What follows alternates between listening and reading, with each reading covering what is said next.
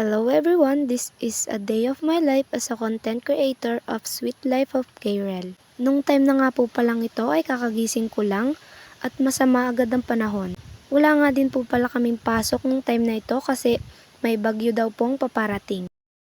Buti nga po at hindi na masyadong naulan pa dito sa may amin kasi maputik na ang daan at madulas. Ilang araw na din kasing paulan-ulan dito sa amin kaya sobrang putik.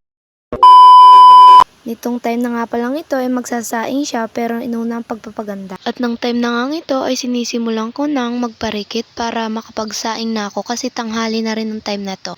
Nakailang try pa nga ako niyan kasi hindi ako magkaayos dahil mahihirapan din ako. Pero sa huli nagkaayos din naman at nakapagsaing ako ng matiwasay. Matiwasay!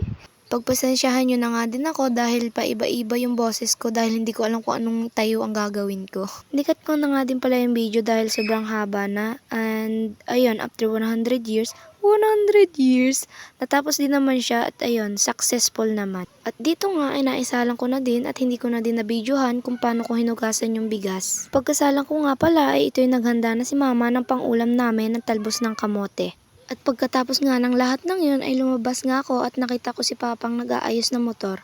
May trabaho din kasi siya bukas at malayo yung pupuntahan niya. Dito nga pala ay nagpunta nga pala ako sa Salulo dahil sobrang putik at putik na ng paa ko. Di na maitsurahan kung ano ba ito, paa pa ba ito o kung ano. So, ayan, nang hinaw-hinaw lang ako dyan. Pagtapos ko nga pala, ito nga at sinalang ko na ang paglulutuan ko ng ulam.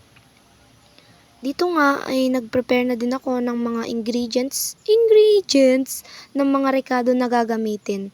Kaso wala kaming sibuyas kaya bawang na lang ang ginawa ko. Dito nga ay nahiwa ko na nga ang bawang na nakuha ko kanina. Pagtapos nga nun ay dito nga ay inayos ko muna tong apoy dahil mahina lang ang dapat ang apoy na gagamitin natin. Pagtapos nga nun ay ito nga at inabiyad ko na yung langis na gagamitin natin. Ilalagay ko na nga ito para mapainit na din at para mas madaling maluto yung ilalagay. Pagtapos nga nun ay inilagay ko na itong bawang upang maluto na din natin at nang tayo makakain na.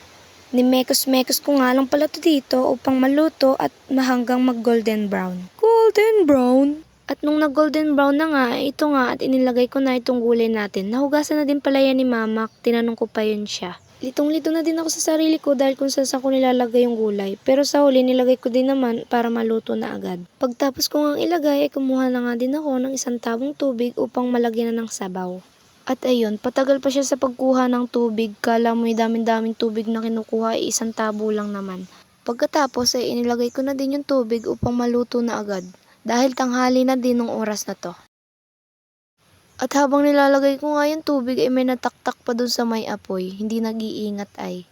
At pagkatapos nga nun ay kumuha na nga ako ng asin upang magkalasa yung lulutuin natin. Binuksan ko muna yung asin upang makakuha na tayo at mailagay na sa gulay.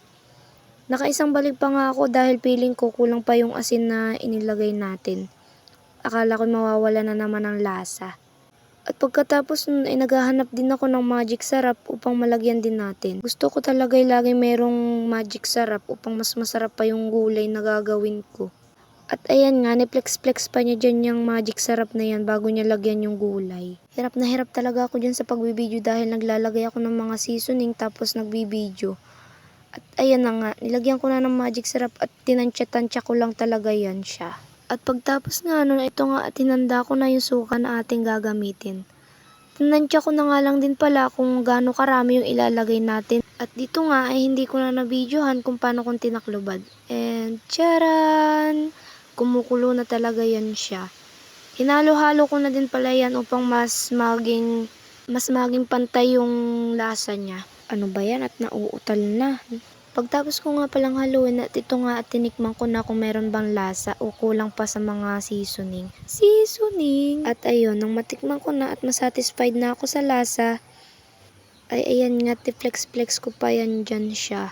Kahit sobrang dilim ay kinakaya pa rin. Ayun, tinakluban ko muna upang mas maluto. At ito na nga, luto na. At ayan, puro kanin na ang batang yaan sa sobrang pagkain. Kain tayo! At nung mga oras nga din po pa lang ito ay nakita ko yung kapatid ko na paalis. Tinanong ko siya kung saan siya pupunta. Sabi niya kukuha daw siya ng hinog na papaya. Kaya sabi ko sasama ako.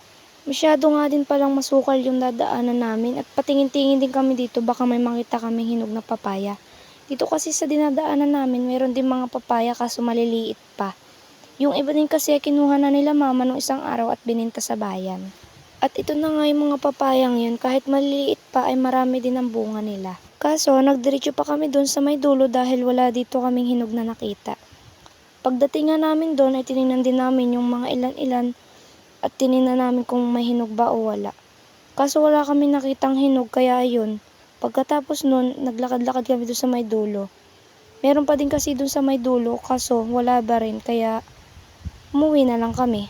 Pagbaba ko nga pala galing bundok ay nakita ko itong mga ginagawa ng mga kapatid ko saka ng mga pinsan. Tingnan nyo naman ginawa sa lulo. At pagkatapos nun ay dinala ko na nga itong hugasan ko sa salulo at huhugasan ko na. Tingnan nyo naman napakadami, isang planggana. Hindi ko na nga din na video kung paano kong hinugasan dahil wala rin pagpapatungo yung cellphone ko at maputik din sa kabasa yung paglalagyan. At pagkatapos nun ay nagpahinga din ako ng konting oras at inutusan ako ni mama pumunta tindahan. Bumili daw ako ng bigas saka dadalhin ko daw yung cellphone na ipapaayos kay ate. At iyan na nga at nagpaganda-ganda pa yun siya kaso hindi naman maganda. At habang naglalakad nga kami papunta dun sa labasan ay may nakita kaming baka. Binidyohan ko na din para naman makontent siya kahit papano. At ito nga pala yung daan papunta dun sa may tindahan sa amin. Napakalayo nga pala ng tindahan sa amin kaya malayo rin yung nilalakad namin. Tingnan nyo naman napakaganda nung tanawin. At nang makarating kami sa labasan ay nakita ko nga yung rambutan na napakaraming bunga. Pulang-pula at tatak na tatak sa bunga. Kaso ang sabi daw maasim daw yun. Hindi naman sa ginajudge ko pero maasim talaga. At ito na nga nakarating na kami sa tindahan. Ito yung aming mga binili. Marami-rami din kaming binili at isinama ko na lang daw sa bigas kong binili kanina. Pagdating ko nga ng bahay ay nagkape din ako tapos nagpaganda yun siya sa duyan. At yun lang naman for today's video. Sana nagustuhan nyo ang aking content. So, K-Rails out and hope you like it. And always plastered a smile on your face. You're beautiful and good luck. Bye!